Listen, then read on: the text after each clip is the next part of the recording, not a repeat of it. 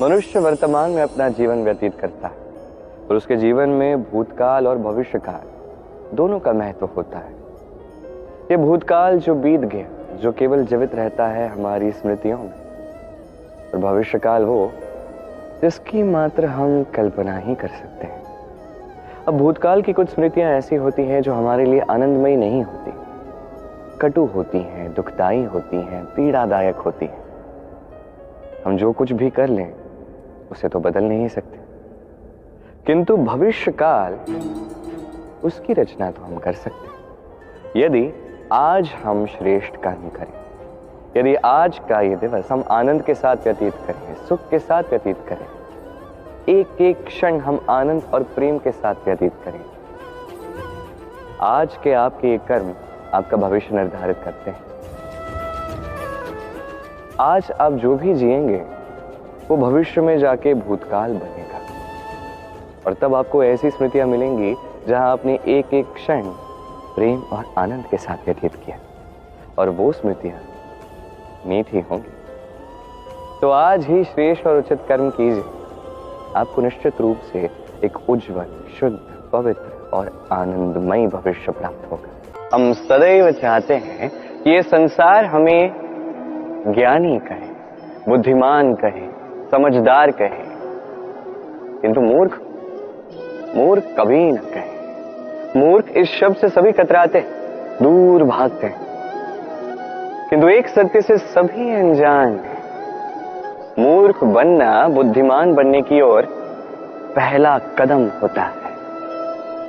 आप बड़े से बड़े दिग्गज ज्ञानी के साथ बैठ जाइए, कितनी भी बातें कर लीजिए, कितना भी ज्ञान बांट लीजिए, अनुभव मूर्ख बनने के पश्चात ही प्राप्त होता है कि नहीं?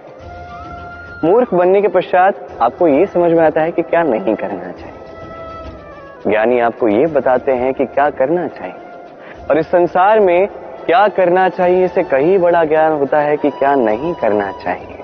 इसलिए सदैव स्मरण रखिएगा, आपसे हुई कुछ भूलें, आपको कोई मूर्ख बना जाता है, आपके साथ छल कपट करता है, तो कोई बात नहीं, ये अंत में आपको और बुद्धिमान ही बनाएगा। इस समय सकारात्मक रहिए, ये संसार आपको ज्ञान ही अवश्य कहेगा।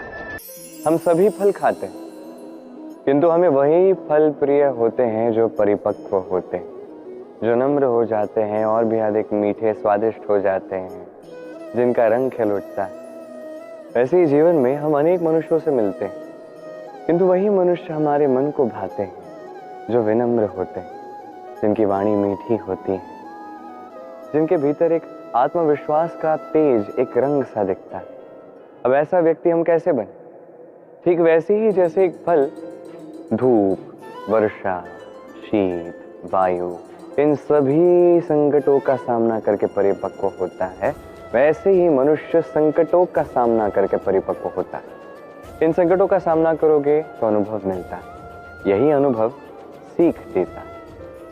ये अनुभव हमें ये सिखा जाता है कि हमें विनम्र रहना चाहिए, अहंकार में कुछ नहीं रखा। हमें मीठी वाणी का मूल्य समझा जाता है, यही अनुभव हमें समझाता है कि उचित क्या है, अनुचित क्या है, हमें स्पष्टता दे जाता है, और इसी स्पष्टता से आत्मविश्वास जागता है। इसलिए जीवन में कभी भी संकटों से दूर ना भागे, उनका सामना करें, अनुभव प्राप्त करें, उनसे सीख प्राप्त करें, ऐसे ही आप परिपक्व हो। मैं जीवन में कई सारे अच्छे व्यक्तियों से मिला हूं, ऐसे व्यक्ति जो आजीवन ज्ञान प्राप्त करते हैं, पढ़ते जाते हैं, ज्ञान अर्जित करते जाते हैं, अत्यधिक ज्ञान प्राप्त कर लेते हैं। परंतु क्या इतना ही पर्याप्त है? सोचिए, एक व्यक्ति शिल्पकला के विषय में अनेक पुस्तकें पढ़ लेता है, पर कभी शिल्प बनाता ही नहीं, तो उस ज्ञान का क्या लाभ हुआ? कुछ भी नहीं। अब यही जीवन में सीखना भी आवश्यक है। हम ज्ञान प्राप्त तो करते हैं, उसे आचरण में नहीं लाते, उसे कर्मों में, जीवन में नहीं उतारते। भला इससे क्या लाभ होगा? ज्ञान है ही इसलिए कि उसका हम उपयोग कर सके जीवन को और श्रेष्ठ बनाने के लिए। इस ज्ञान का कर्मों के साथ मिलकर चलना ही आवश्यक है, तभी ये ज्ञान अनुभव का ज्ञान बनता है। और अनुभव से जो ज्ञान प्राप्त होता है वही सबसे अधिक महत्वपूर्ण है, वही सबसे अधिक लाभदायक है। इसलिए केवल ज्ञान अर्जित मत कीजिए, इसको उपयोग कीजिए, इसे कर्मों में, जीवन में उतारिए, जीवन को और श्रेष्ठ बनाइए। आपने कभी पर्वत की चढ़ाई की है? आप देखोगे कि पर्वत के तल पर आसपास आपको कई सारे पुष्प दिखेंगे, हरियाली दिखेगी। जैसे जैसे ऊपर बढ़ोगे ये पुष्प कम होंगे, हरियाली कम होगी, और थोड़ा ऊपर जाओगे तो आपको कांटे दिखेंगे, सूखे हुए वृक्ष दिखेंगे, और ऊपर जाओगे तो पाषाण दिखेंगे, और ऊपर जाओगे तो हिमखंड। ये पर्वत जो है मनुष्य के जीवन का उत्तम उदाहरण है। मनुष्य जब सफलता के शिखर तक पहुंचना चाहता है, महानता के शिखर तक पहुंचना चाहता है, मार्ग में जैसे जैसे ऊपर बढ़ता है भौतिक वस्तुएं अपने आप छूट जाती। यदि वो इन भौतिक वस्तुओं को ना त्यागे तो कभी वहां तक पहुंच ही नहीं पाता। मनुष्य यदि इसी प्रकार उचित त्याग करे, मार्ग पे अग्रसर रहे, बढ़ता रहे, तो एक ना एक दिवस उसे महानता का, ज्ञान का, सफलता का हिम अवश्य प्राप्त होता है। स्मरण रखिए, मनुष्य जीवन में त्याग अत्यंत महत्वपूर्ण है। रामायण काल की बात है, सेतु निर्माण का कार्य चल रहा था। समस्त वानर सेना इस कार्य में लग गई थी। बड़े बड़े चट्टान उठा के ये वानर सागर में रख रहे थे। ये कार्य चल रहा है।